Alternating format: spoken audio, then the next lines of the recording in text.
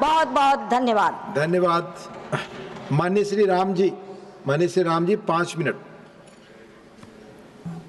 धन्यवाद मान्यवर कि आपने मुझे बजट 2025-26 की चर्चा पर बोलने का अवसर दिया और साथ ही मैं आभार व्यक्त करता हूं अपनी पार्टी की मुखिया आदरणीय बहन कुमारी मायावती जी का भी। मान्यवर, देश में इस बजट से लगभग 70% लोगों को निराशा ही हाथ लगी। बजट का देश की जनता बेसब्री से इंतजार करती है कि बजट के बाद फाइनेंस मिनिस्ट्री तमाम तरह की रियायतें गरीब जनता को देने वाली होंगी। टीवी, फ्रिज, खाने वाली सामान, आवश्यक वस्तुएं, दाल, आटा, चावल, दूध, दही, बच्चों की किताबें, पेंसिल, पेन, कपड़ा, खाद, पेस्टिसाइड, बीज, ये सारी चीज़ें सस्ती होंगी, पेट्रोल सस्ता होगा। लेकिन जल्दी ही उनको निराशा हाथ लगी जब इस तरह की कोई भी रियायतें माननीय फाइनेंस मिनिस्टर जी गरीबों के लिए नहीं ला पाई। मानव, देश में लगभग 70 करोड़ लोग अलग अलग सेक्टरों में मजदूरी करते हैं। इनकी मजदूरी 200 रुपए से लेकर 300 रुपए तक होती है और 300 रुपए में एक गरीब व्यक्ति क्या करेगा? इस देश में लंबे अरसे तक कांग्रेस ने भी राज किया और बीजेपी कर रही। इन लोगों ने कहा हम गरीबी खत्म करेंगे, लेकिन आज तक किसी भी सरकार ने गरीबी खत्म नहीं करी और 300 रुपए आज भी मिलते हैं। 15 साल पहले भी मजदूर को 300 मिल रहे थे और आज भी मजदूर को 300 रुपए मिलते हैं, लेकिन महंगाई आसमान पर जाती है।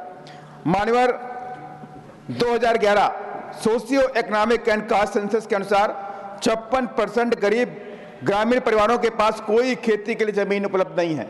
वो लोग सिर्फ खेतिहर मजदूर बन के अपने जीवन यापन करते हैं। मैं माननीय सरकार से कहना चाहूंगा आपके माध्यम से कि सरकार के पास लगभग 40 लाख हेक्टेयर जमीन खेती के वाली खाली पड़ी है।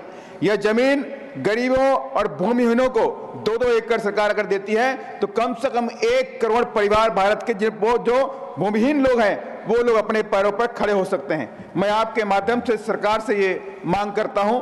साथ ही आपके माध्यम से ये कहना चाहता हूं कि सरकार स्कूलों में जो मिड डे मील होता है उसमें बच्चों को पौष्टिक आहार नहीं मिलता, उस फंड को भी सरकार बढ़ाने का काम करे। साथ ही प्राइवेट स्कूलों में और फीस में, किताबों में प्राइस हाइक हो रहा है, बच्चों की फीस बढ़ाई जा रही है, कोई रेगुलेटरी बॉडी नहीं है। इस पर भी माननीय फाइनेंस मिनिस्टर ध्यान देने की जरूरत है।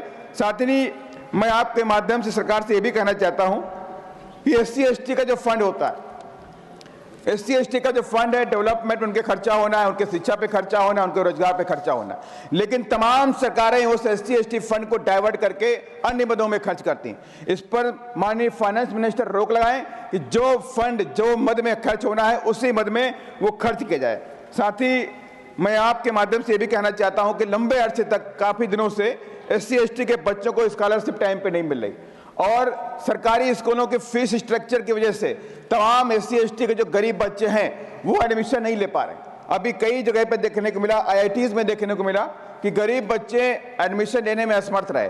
तो मैं आपके माध्यम से सरकार से कहना चाहता हूं कि SC/ST के जो बच्चे, जो गरीब लोग हैं, उनकी फीस को फ्री किया जाए और साथ ही जो उनका स्कॉलरशिप होता है वो भी सरकार टाइम पर उनको देने का काम करे। और इसके साथ ही मैं आपके माध्यम से कहना चाहता हूं कि बाबा साहब डॉक्टर अम्बेडकर ने इस देश के अंदर रोजगार और इस देश को आर्थिक शक्ति के रूप में बनाने के लिए तमाम दस्तावेज लिखे, तमाम तरह के रिसर्च भी दिए और तमाम तरह की किताबें भी लिखी। बाबा साहब डॉक्टर अम्बेडकर ने अपने वॉल्यूम नंबर 3 में ये लिखा हुआ है कि इस देश के अंदर जो कृषि क्षेत्र है वो सरकार के अधीन रहना चाहिए और उसके साथ ही ये भी कहा कि बीमा क्षेत्र भी राष्ट्रीयकृत होना चाहिए। अगर आप बीमा को प्राइवेटाइजेशन कर दोगे 100% तो इस देश में बहुत बड़ा जोखिम उठाना पड़ेगा, देश जोखिम की तरफ बढ़ सकता है। इसलिए मैं माननीय फाइनेंस मिनिस्टर से कहूंगा कि इस पर भी पुनर्विचार करें और बाबा साहब की इस बात को भी ध्यान में रखें। और साथ ही सरकारी कर्मचारी लंबे अरसे से मांगते चला रहे हैं कि OPS लागू किया जाए, लेकिन OPS नहीं मिल रहा, उसके लिए NPS लाया गया, फिर UPS लाया गया, लेकिन सभी लोग इसको रिजेक्ट कर रहे हैं। तो मैं माननीय सरकार से आपके माध्यम से कहना चाहता हूं कि OPS को पुनः लागू किया जाए, उस पर कंसिडर किया जाए। साथ ही मैं एक भारत का नागरिक होने के नाते में कहना चाहता हूं कि देश में हजारों करोड़ रुपया अलग अलग प्रदेशों की सरकारें टैक्स का जो पैसा होता है वो प्रचार में खर्च करती हैं। कहीं टीवी पे खर्चा हो रहा है, कहीं होर्डिंग में खर्चा हो रहा है, कहीं टीवी अखबारों में वो खर्चा किया जा रहा है, टैक्स का पैसा खर्चा किया जा रहा है अपने प्रचार प्रसार के लिए। उस पर रोक लगाई जाए और उस पैसे को इस देश के अंदर शिक्षा और गरीब बच्चों के ऊपर पढ़ाई के पर लगाया जाए। लास्ट में बहुत इंपॉर्टेंट पॉइंट है, लास्ट में कहना चाहता हूं, एविएशन सेक्टर के अंदर एक लूट मची पड़ी है।